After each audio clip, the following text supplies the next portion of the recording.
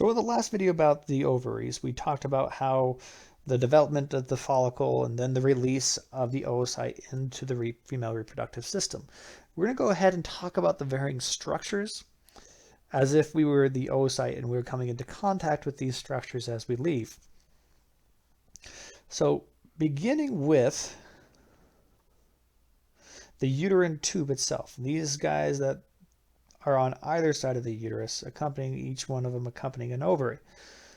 First off, this uterine tube, aka the fallopian tube, it has varying different types of features. You got the infundibulum of the uterine tube, which is closer to that of the ovary, as well as the fimbria, or the fimbriae for plural, of the uterine tube. What these things do, they're just like little fingers that pulsate and sweep in that oocyte, that recently hatched oocyte, to hopefully bring it in.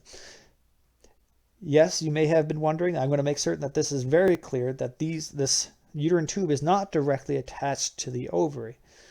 There is a small chance, a very small chance, that that egg can actually sneak out into the peritoneal cavity, the abdominal pelvic cavity, and never make it in there. There is even a smaller chance that a sperm cell can actually make it past this uterine tube and up and out and interact and fertilize this egg, and then we have an issue of an ectopic pregnancy that is outside that can be very detrimental, that needs to be cleared, or the woman will die. Now, if this fimbriae are successful, they pull in or they sweep in this into the uterine tube, we're going to see it'll be eventually drawn into that infundibulum, down into the ampulla of the uterine tube. This is usually where fertilization occurs, by the way, is in the ampulla and the isthmus of the uterine tube. The lining of this uterine tube isn't just a bare epithelial tissue. It actually has many bits and pieces that have some type of functionality to it. You'll see cilia. If you remember back to A&P1, cilia usually are stationary, but they will try and sweep stuff that's in there to push it along. The cilia in the upper portion of that uterine tube could be pushing that egg down further into the uterine tube while pulling up that sperm to meet up and fertilize that egg. You will also notice peg cells, non-ciliated with peg cells. What they do, they sort of have a similar situation to that of a peg tube in a patient.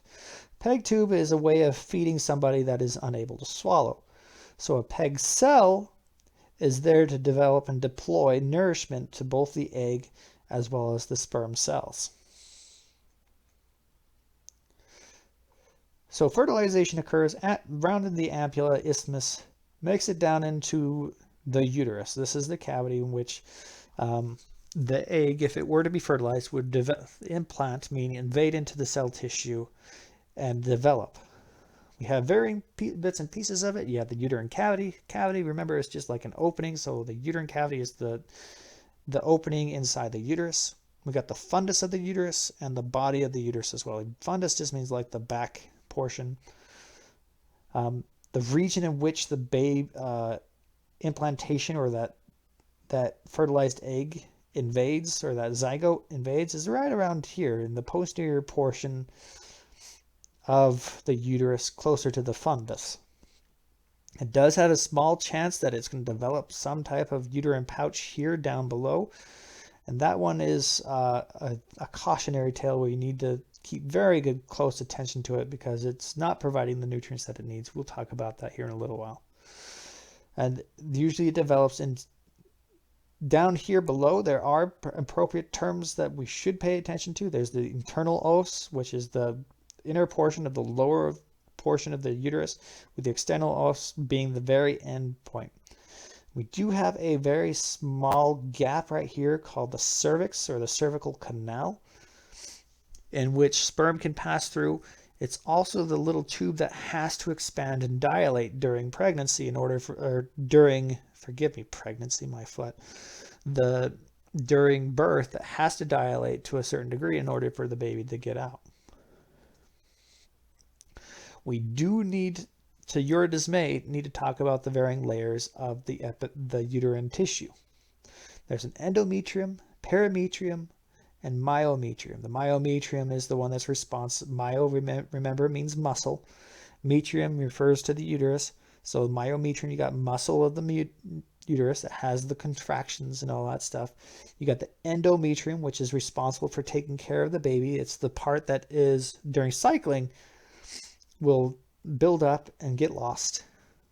And the perimetrium, which is sort of like the continuation of that broad ligament. We need to go ahead and take a closer look at that endometrium. We do have two stratums, the stratum functionalis and the stratum bacillus. The stratum functionalis is the one that it does secrete stuff out into the uterine cavity so that to not only feed the oocyte, not only to feed the sperm cells, but also to feed the newly fertilized egg, aka the zygote or blastula. Eventually, we'll talk about that later. It also sends out signals, okay, it's time to implant. We don't know what that signal is quite yet in humans. It's been tweezed out in other animals, just not in humans, what that hormone is that says, hey, it's time to attach yourself. But you also have the stratum bacillus, which also has a pretty decent role. It has a lot of the storage when it's developing. We'll talk about how it develops here shortly. But it has that nutrient storage. So it has that place where this is your storage unit for the sugars and all that stuff to be released out into the uterine cavity to maintain any cells that we wish to maintain. Here's a cross section of that again. There's the myometrium again.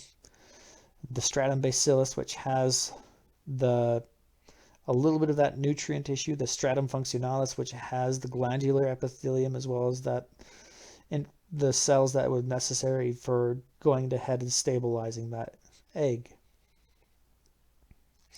So again, that term that I was talking about where the egg or the fertilized egg invades that endometrium is called implantation. Implantation.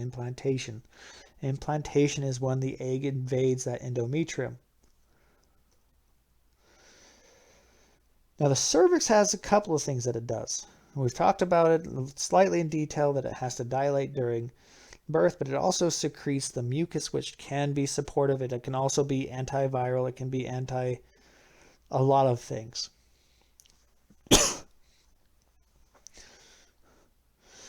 So again, the cervix comprises of the cervix of the uterus, the cervical canal, and external os and internal os.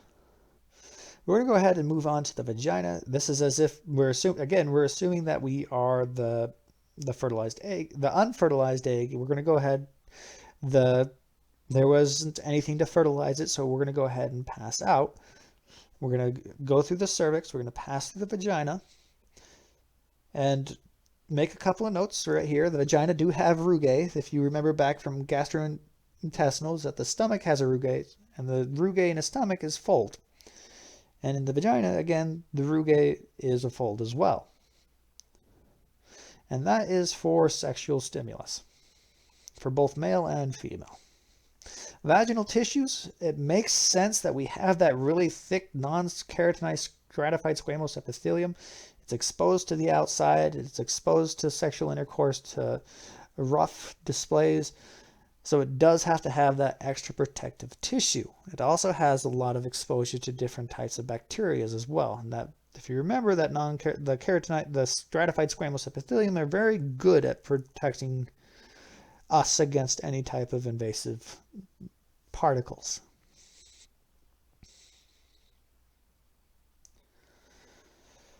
So we have made it out of the female reproductive system. We do have to talk a little bit about the external genitalia. And I would highly recommend being familiar with this picture. Again, you got the rectum most posted, where I have a sagittal section with the posterior portion over here and more anterior portion over here. We're going to be talking a lot more in detail now what these are. We've got the rectum, the most posterior, and you got the uterus and the vaginal opening here, most open, as well as the urethra and the urethral opening with access to the bladder. The vulva refers to all the external genitalia. The vulva will include the mons pubis, labia majora, labia minora, the clitoris, and the vestibule. So if we were to take a inferior view of a female, we were to spread apart the labia majora, labia minora. There's a majora there. That's the one that is more outer region here. And the labia minora, we'll go ahead and just follow that arrow. That's the darker pink lips type thing right there. I called it lips because, indeed, labia means lip. Labia majora just means it's a lot bigger. Labia minora is just this smaller pink one. You do have a clitoris, which is sort of a form of stimulus that can be stimulated. It is homologous to the male structure of the tip of the penis, the head of the penis. So it has the exact same amount, almost the exact same amount of sensory nerves hanging out at the clitoris. Just below that, if you spread apart that labia minora, you do see that urethral opening. So, and then the vaginal opening, which does explain as to why, because these openings are so much closer, including closer to the anus, that it is more likely for a female to get a UTI or some type of vaginal infection because these openings are so close to each other.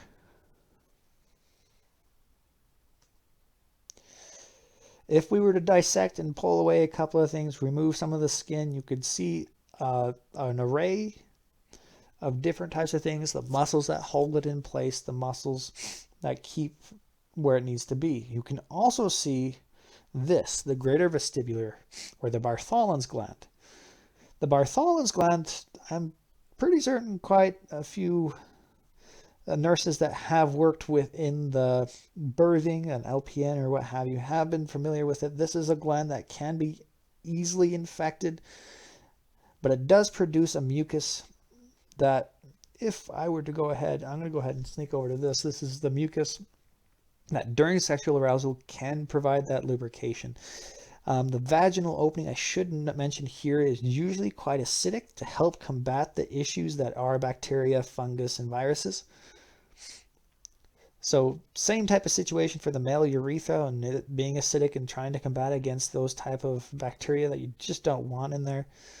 But that greater vestibular gland is there to help prepare and make that area more basic so that sperm can survive a little better. You do have a paraurethral or a Skene's gland that females have that paraurethral or Skene's gland that secretes that mucus and are embedded in the wall of the urethra. It's kind of like the prostate. And then you got the bulb, the vestibule. Vestibule should sound somewhat familiar, but it's a little bit different. It's sort of the comparison of the corpus cavernosa in the male. So I would recommend memorizing the different homologous structures of the sexes. Here I do that as well for you. So we have the two gonads, the male and female gonads, the testis being male, female being ovary, the clitoris and the glans penis, the cap of that head being analogous. They have that stimulus, that easily stimulated structure. The labia majus, that's singular, labia majora is plural, is also analogous. It looks like my bar is in the way. Let's make it disappear for a sec. It's not going to disappear. It's just the scrotal sac. So the labia majora becomes the scrotum.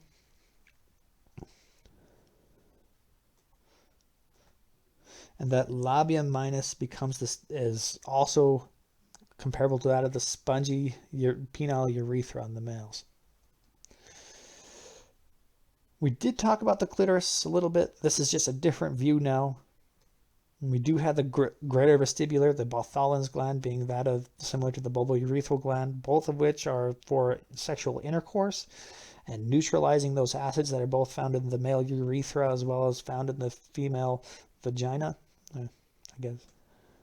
You do have the bulb of the vestibule as well, which is comparable to that of that corpus spongiosum of the penis. And here's the chart that really does summarize it quite nicely. I do need to point out one thing that we weren't able to really point out in those two other graphs. The ovum and the sperm are in homologous structures, as well as the vestibule and the intermediate urethra are both analogous to each other. Finally, the paraurethral gland, which is similar to that of the prostate. Finally, let's go ahead and talk about the female breasts or the female mammary tissue. You will notice that there are different types of lactiferous sinuses, lactiferous ducts, all of which are suspended by the suspensory ligament or the Cooper's ligaments here to help support them as females grow older. They do have a chance for those ligaments to keep on growing and allow for that suspension to be drooped a little bit.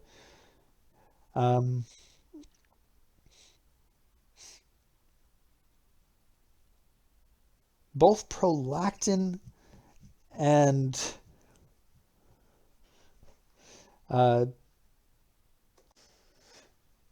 oxytocin have a role in the development and deploy of milk. Now, prolactin is the one that helps generate it and release it, but the oxytocin is the one that actually really has a lot to do with its release.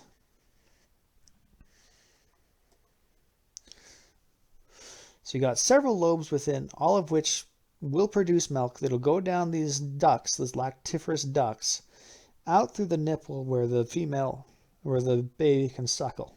The areola is a sensitive area that sort of, when it's stimulated, can go ahead and cause lactation, especially when a child grasps onto it.